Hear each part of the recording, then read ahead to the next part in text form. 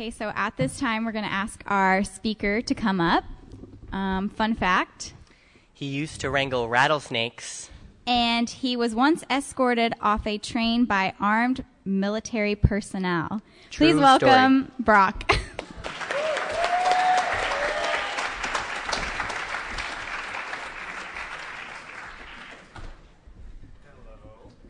Am I good? Whoa, there I am. How are you guys? Unfortunately, those are true. This is my college job, all right? So I enjoyed it. I got paid well. It was good. But I wanted to talk to you guys about something really special. I'm taking a wine class right now, and it's so cool, kind of. Like, I was really excited to take it because I was like, oh, wow, this is going to really culture me. And I was going to be able to, like, unleash my experience on the world and, like, oh, this wine is made here and da-da-da. But now that I'm in it, I'm like, oh, my gosh, there's too much information.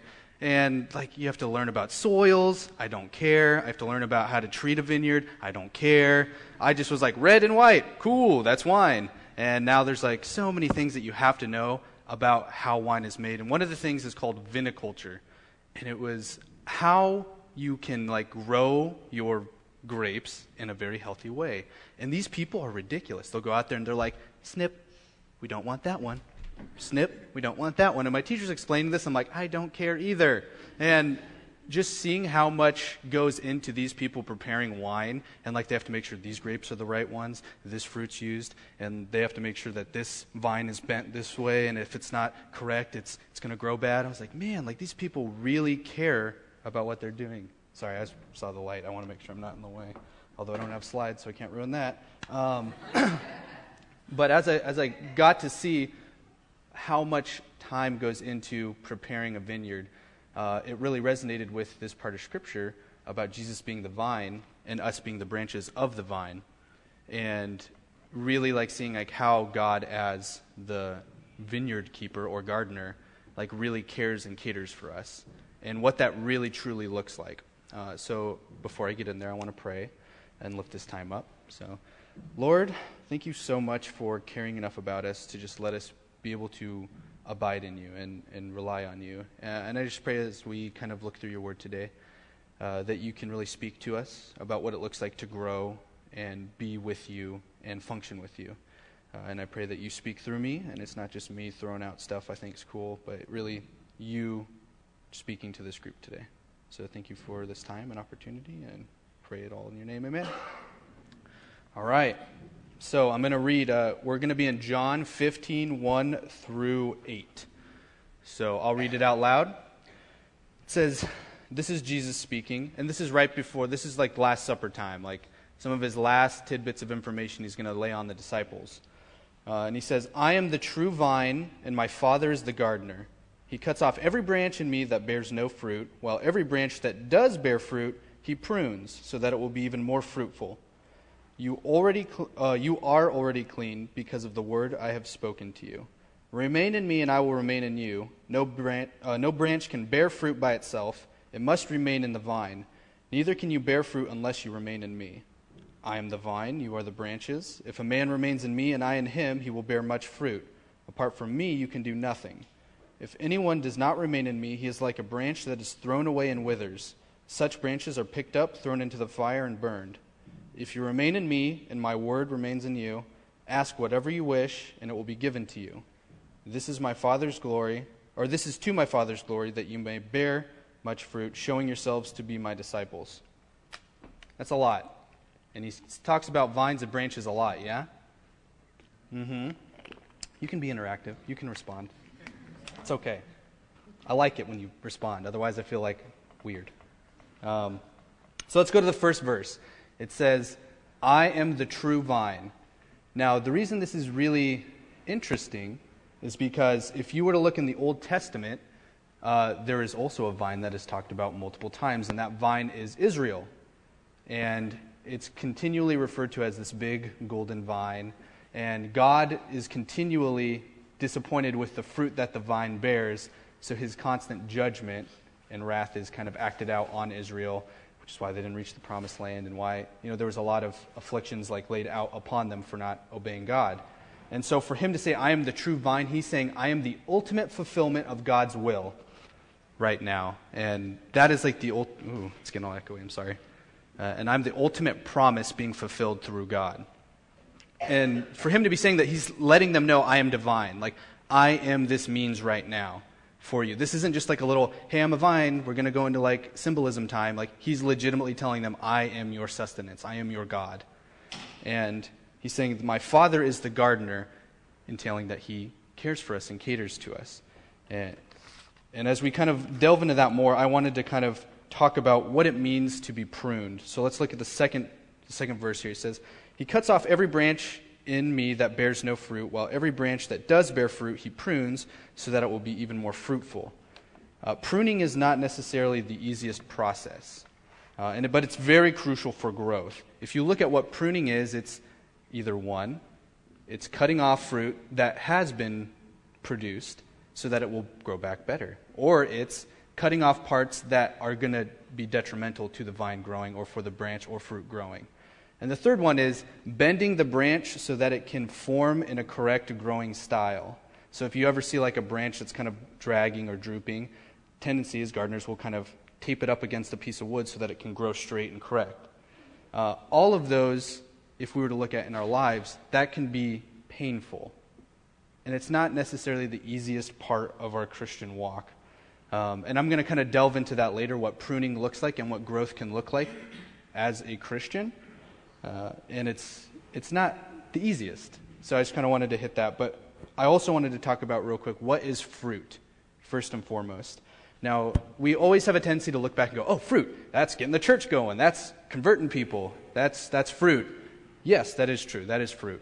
That is Christ working through our lives and reaching people and allowing the church to function. But fruit is also, at a very simple level, if you were to look at the fruit of the Spirit. There's love, joy, peace, patience, kindness, goodness, gentleness, and self-control. As I spurt those off really quickly, it's like, oh yes, I remember that. But if you were to really delve into and look what each one of those means in our lives, how often are we really acting those out? That's the purpose of the pruning that happens so that fruit can be bore. And it's very difficult to have that come through. And even a small amount of fruit would be having faith in God that he's going to do something in your life. Fruit is really, in essence, it's just anything that is eternally glorifying to God. So if you're taking a step in faith that he's going to do something in your life, that's fruit. That's something he can see and people can see in your life that you're giving up to him and that he's going to be able to use later to grow you and to allow you to function fully by sustaining in his vine. Is that good? Okay, cool. Yes, I just want to make sure. I can get like rambly, so I want to make sure I don't jump off. But if we were to also look at what patience and peace is, like as fruit of the Spirit, patience is really long-suffering, to endure, and that's to be sustained through a time that's difficult. And peace is given to you so that you can also go through a time where you need to be patient. How often are you just challenged every day to just be patient with someone who's ridiculous or a situation that's frustrating? A lot. I feel like it's daily for me. Ugh. And even peace, like to just go through like stressful times and frustrating moments. And then as we kind of look at like how often we're kind of challenged in those areas where that fruit's required and that growth is necessary, how often are we complaining that it sucks all the time?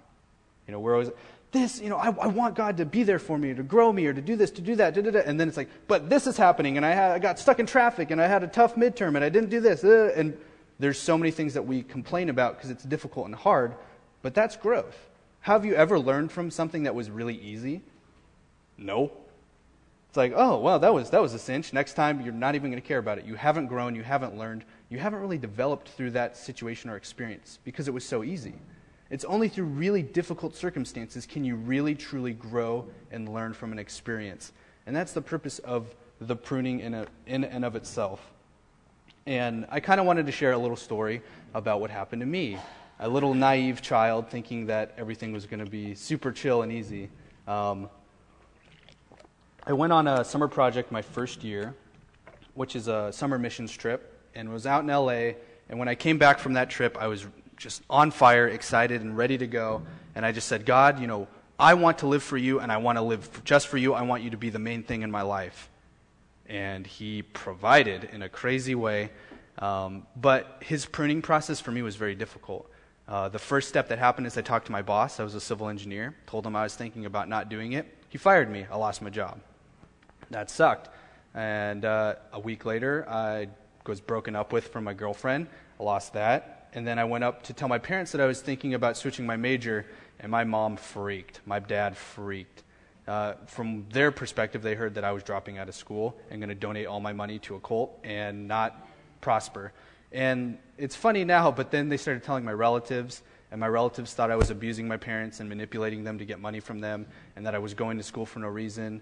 And they did not see what I was trying to do, and I'm trying to communicate with them like, no, I'm trying to live for God. They're like, no, that's stupid. How dare you? And then they started to just go off on me. And then my friends from back home had heard through their parents, through my mom, what had happened, and I lost them. I lost my family. I lost everything.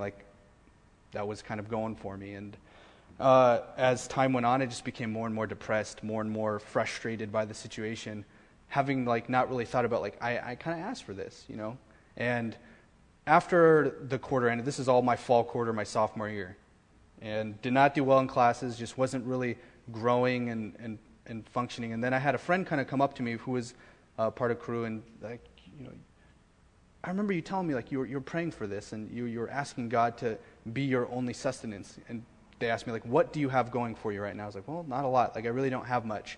And then it kind of dawned on me through that sentence, God is there. God is my sustenance. He provided for me right now, and He was keeping me going. I somehow was still having money to pay for rent, to cover things, and I was still, still blessed with great Christian community, and I had all these things there that God was providing for me, showing me you asked for me to be your sustenance, and I am your only sustenance, and you can function, and you will thrive, and you will succeed. And that was a real growing moment for me. It was really difficult. It was the hardest moment of my life, having everyone disappointed in me, having everyone frustrated with me, not having anything go my way, but it was all for the glory of Him, because through my weakness, He was able to be strong. He was my only sustenance through that. And that's really what growing is. I want to talk about this section in Hebrews real quick, and it's about the growing process. And it's Hebrews 12, 7 through 11. It says, endure hardship as discipline. God is treating you as sons, for what son is not disciplined by his father? If you are not disciplined, and everyone undergoes discipline, then you are illegitimate children and not true sons. Moreover, we have all had human fathers who discipline us, and we respected them for it. How much more should we submit to the Father of our spirits and live? Our fathers disciplined us for a little while as they thought best, but God disciplines us for our good, that we may share in His holiness. No discipline seems pleasant at the time, but painful. Later on, however, it produces a harvest of righteousness and peace for those who have been trained by it. So what it's saying is God disciplines us for our good, because He loves us. He can see the bigger picture. During that time that I was going through those frustrating moments and everything was just kind of going downhill, He saw the big picture, what Jamie was talking about a couple weeks ago.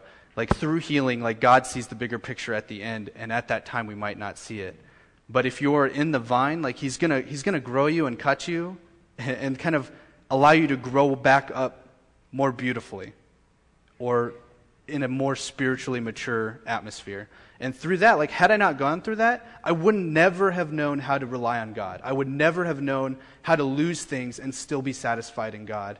And yeah, it's still difficult, and the pruning is still hard during those times when I'm broken and cut and needing to grow back.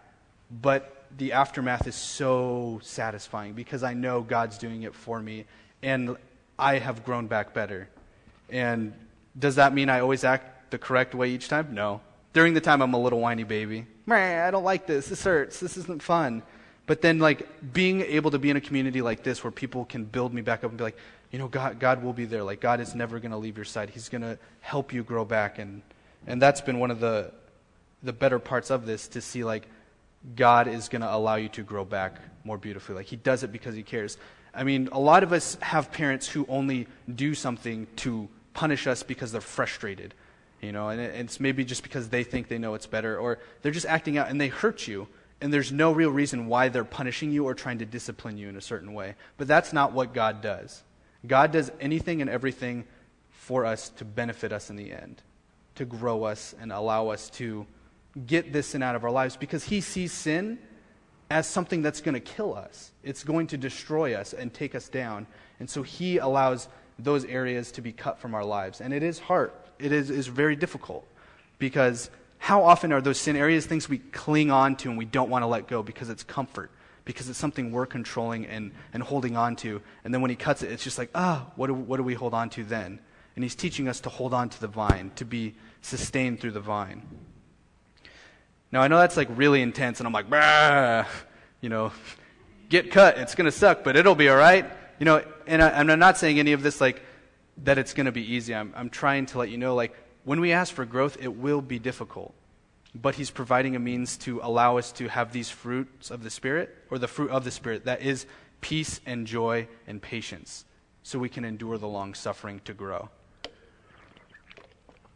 My mouth gets dry when I talk. Now, I want to talk about the other part of this where it says those that don't bear fruit. Like what happens with them?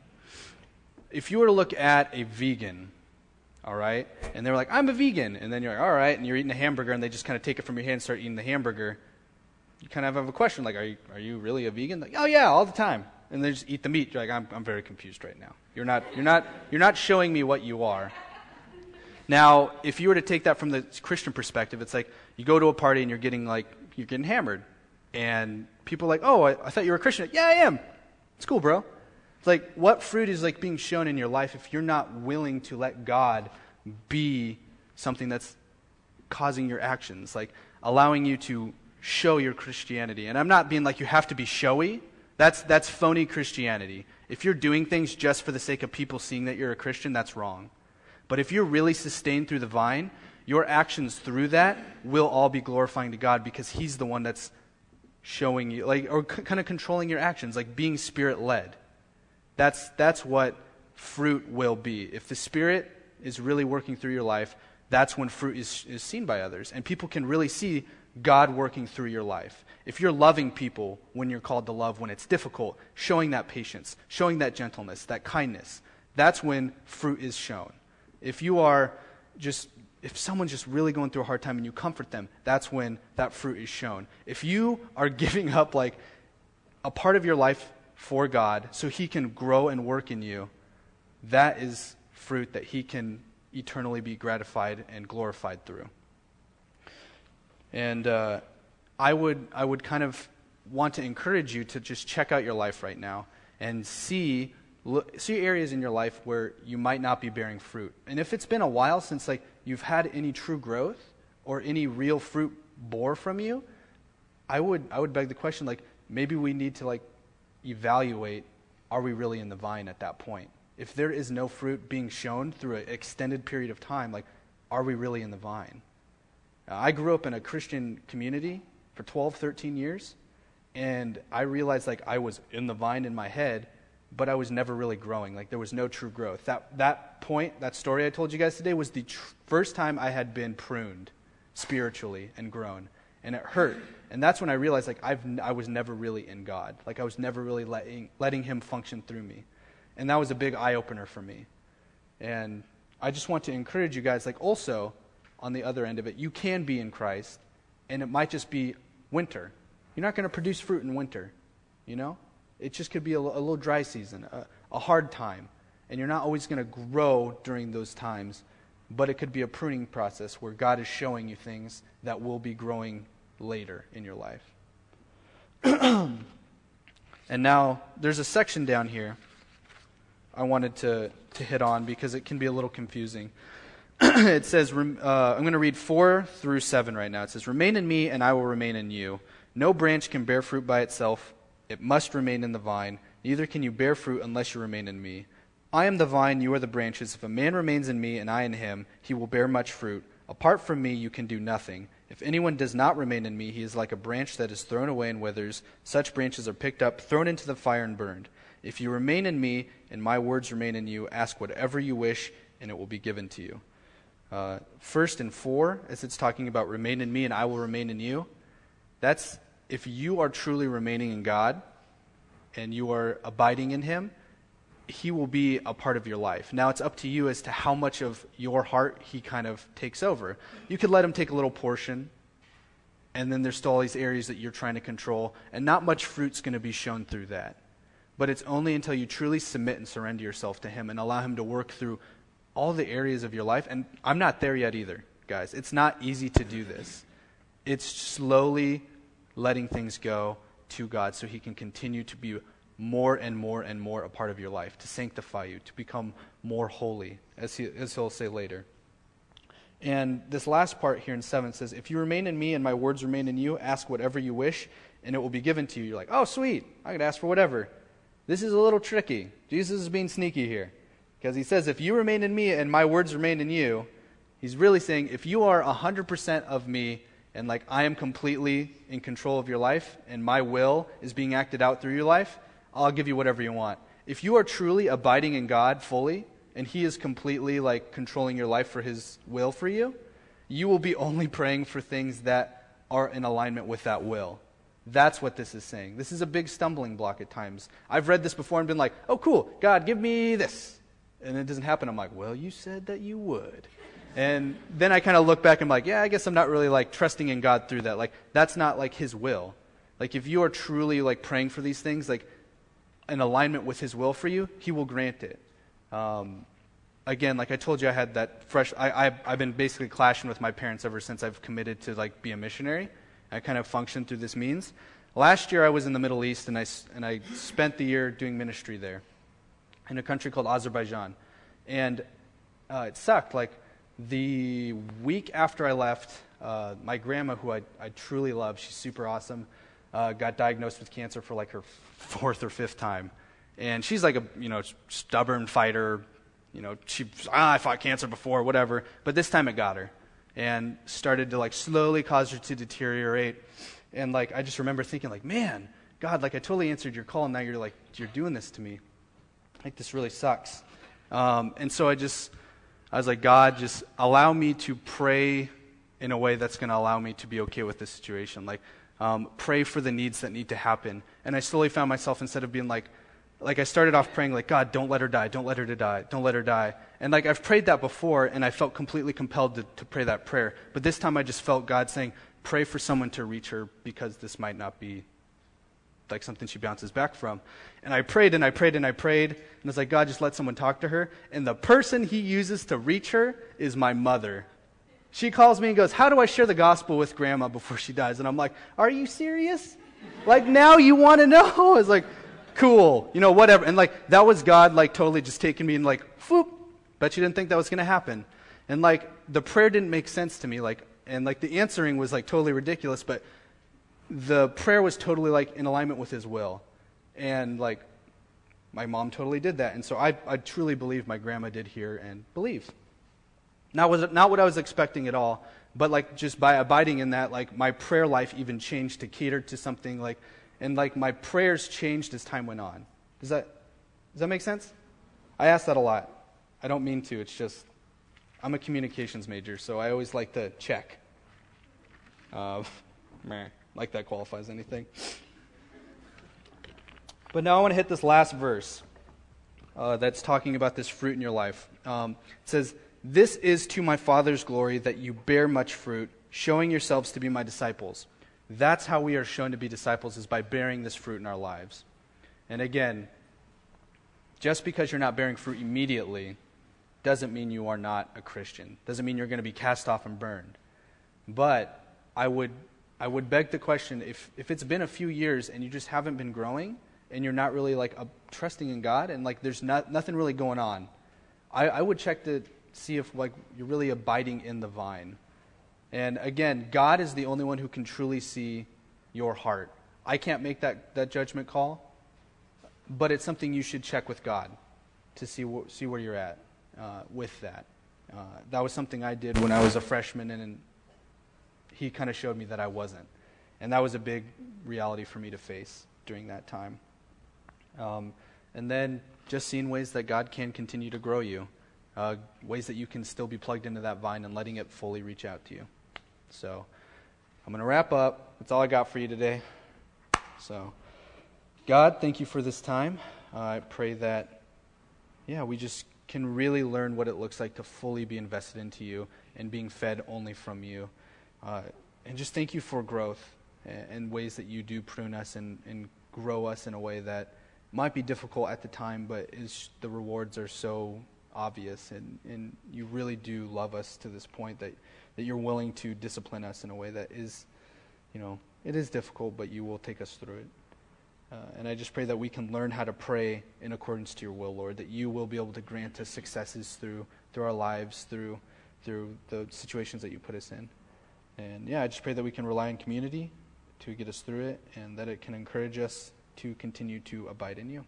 So thank you for everything, God. In your name I pray, amen.